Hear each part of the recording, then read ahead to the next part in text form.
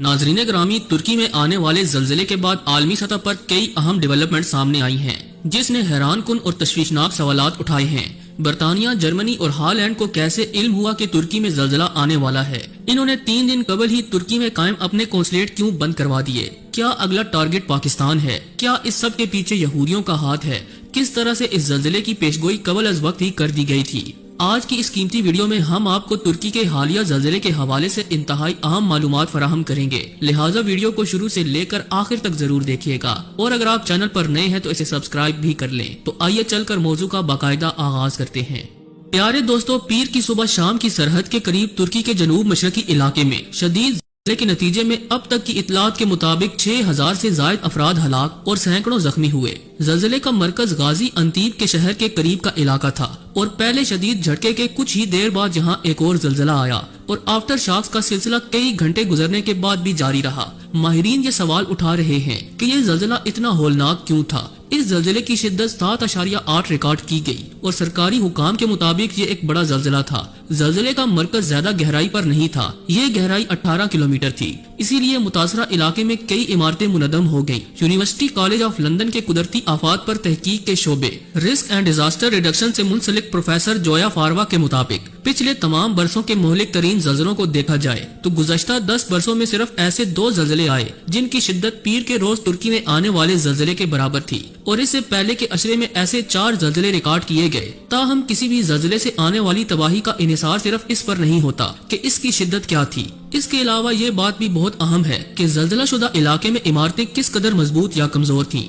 मोअज़्ज़ज़ ख़वातीन व हज़रात, university of port Smith में आतिश विषयों पर तहकीक की माहिर डॉक्टर कारमन सोलाना कहती हैं कि बदकिस्मती से जनूबी तुर्की और खास तौर पर शाम में ऐसी इमारत की तादाद कम है जो जल्जले के झटकों को बर्दाश्त कर सकती हैं। इसीलिए जल्जले से तबाही से बचने का इन्हिसार इमदादी कार्रवाइयों पर है। आइंदा 24 घंटे इस हवाले से इंतहाई अहम है कि इनमें कितने लोगों को जिंदा निकाल लिया जाता है। 48 घंटे गुजरने के बाद जिंदा बचने वालों की तादाद बहुत कम रह जाएगी। तुर्की और शाम की सरहद के करीब इस इलाके में गुज़श्ता 100 साल में कोई शदीद जल्जला नहीं आया और कोई ऐसी अलामात भी नहीं देखी गई जिनकी बुनियाद पर यह कहा जा सकता है कि यहाँ इतना शदीद जल्जला आ सकता है।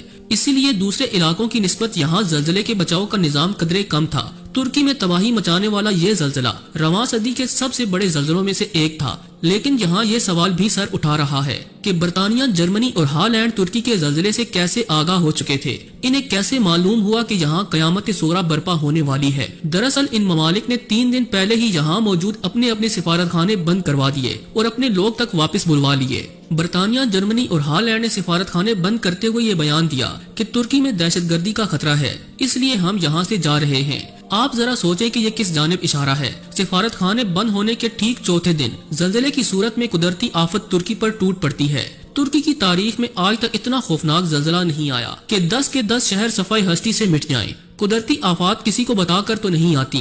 ताहम बरतानिया, जर्मनी और हॉलैंड के बयानात को सामने रख कर ये कहा जा सकता है कि क्या ये मैन मेड था? क्या ये कोई एक्सपेरिमेंट किया गया था जिसके नतीजे में इतनी तबाही हुई? मामला तुर्की का था। यही वजह है कि इन ममालिक ने दहशतगर्दी का नाम लिया और वहाँ से भागते बने। तुर्क सदर रजब तैयब उर्दुगान ने खुफिया तरीके से तहकीकात का आगाज कर दिया है, जिसके बाद तवक्को की जा रही है कि असल हकायक जल्द सामने आ जाएंगे और मौजूदा सूरत हाल में तुर्की किसी पर इल्जाम भी नहीं लगा सकता।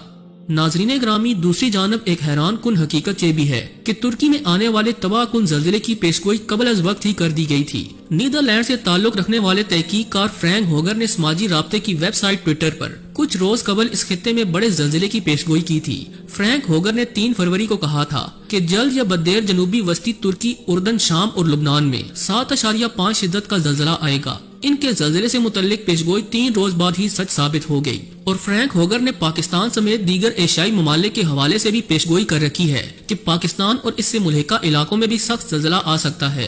ये पेशगोई बहुत से अहम सवालात को जन्म दे रही है। सोचने की बात तो ये है कि तुर्की के साथ बहुत से दीगर ममालिक की सरहदें भी मिलती हैं, लेकिन किसी भी पड़ोसी मुल्क में जल्जले का एहसास तक न हुआ और तुर्की के कई शहर मरिया मेट हो गए।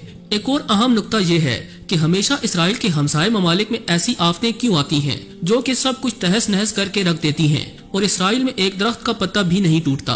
यकीनन इस सब के पीछे यहूदियों की बहुत बड़ी साजिश है। वो अमेरिका के साथ मिलकर टेक्नोलॉजी के बलबूते पर जिस मुल्क पर चाहते हैं कहर ढा देते हैं। यहूदी पिछले 200 सालों से वन वर्ल्ड ऑर्डर लागू करना चाहते हैं और इसके लिए वो किसी भी हद तक जा सकते हैं। आज भी यहूदियों की खुफिया तंजीम ने दुनिया के बड़े ममालिक को अपनी मुट्ठी में कर रखा है। बैंक हो या कारोबार हो, दुनिया भर की मईशत हो या फिर फिल्म इंडस्ट्री, सब पर इनका ही राज चलता है। जबकि अमेरिका और इसराइल तुर्क सदर रजब तैयब उर्दुगान से खौफजदा हैं, क्योंकि तुर्की ने मुआहिदा लवाजन के खत्म होते ही अहम ऐलानात कर रखे हैं। ऐन मुमकिन है कि तुर्की में आने वाला ये ज़ल्ज़ला इसराइल और अमेरिका की किसी खुफिया टेक्नोलॉजी का शाखुसाना हो। मोअज़्ज़ज़ ख़वातीनो हज़रात, दूसरी जानिब माहिरीन कहते हैं कि हमारी जमीन की बैरूनी सतह मुख्तलिफ सतहों के मिलाप से बनती है, जिन्हें प्लेट्स कहा जाता है। ये प्लेट्स परिंदों के घोंसलों की मानित एक दूसरे से जुड़ी होती हैं। अक्सर प्लेटें हरकत करने की कोशिश करती हैं, लेकिन मुख्तलिफ प्लेट्स के दरमियान रगड़ की वजह से इनमें हरकत नहीं हो पाती और कभी कभार इनके दरमियान दबाव इतना ज्यादा हो जाता है कि एक प्लेट अचानक अपनी जगह से खिसक जाती है, जिससे जमीन की सतह हिल जाती है। पीर को तुर्की में आने वाले ज़ल्ज़ले में शुमाल की जानब हरकत करती हुई अरेबियन प्लेट और अनातोलियन प्लेट में रगड़ पैदा हो गई थी। माजी में आने वाले बड़े बड़े ज़ल्ज़लों में मुख्तलिफ प्लेटों के दरमियान रगड़ से तबाही हुई। 13 अगस्त 1821 को भी तुर्की के इन्हीं इलाकों में 7.4 की शिद्दत का ज़ल्ज़ला आया था। ताहम इसकी शिद्दत पीर के ज़ल्ज़ले से खासी कम थी। इसके बावजूद इस ज़ल्ज़ले के नतीजे में ये इलाका बुरी तरह से मुतासिर हुआ था और सिर्फ हलब के शहर में 7000 अमवात रिकॉर्ड की गई थी। 19वीं सदी के इस बड़े ज़ल्ज़ले के एक बरस बाद तक इस इलाके में आफ्टर शॉक्स आते रहे। पीर की सुबह तुर्की के ज़ल्ज़ले के बाद भी झटकों का सिलसिला बहुत देर तक जारी रहा और साइंसदानों का ख्याल है कि माजी के शदीद ज़ल्ज़ले की तरह अब भी तुर्की में आफ्टर शॉक्स आते रहेंगे। ज़ल्ज़लों की पैमाइश के लिए आजकल जो पैमाना इस्तेमाल किया जाता है, इसे मूवमेंट मैग्नीट्यूड स्केल कहा जाता है। इस पैमाने पर 2.5 से कम की शिद्दत के झटके को महसूस नहीं किया जा सकता और ये आला इसकी पैमाइश नहीं कर सकता। ताहम 5 तक की शिद्दत का ज़ल्ज़ला रिकॉर्ड किया जा सकता है और इतनी शिद्दत के ज़ल्ज़ले से ज्यादा नुकसान नहीं होता। 7.8 की शिद्दत के झटके को एक बड़ा ज़ल्ज़ला कहा जाता है और इसके नतीजे में अमूमन खासी तबाही होती है। कुछ ऐसा ही तुर्की के साथ हुआ। इस नागहानी आफत पर हम तुर्क कौम के साथ शाना बशाना खड़े हैं और इनके दुख में बराबर के शरीक हैं। अल्लाह ताला से दुआ है कि वो तुर्की पर अपना खसूसी रहम फरमाए और आलम इस्लाम को शर पसंद अनासर की साजिशों से महफूज रखे। आमीन सुम्मा आमीन।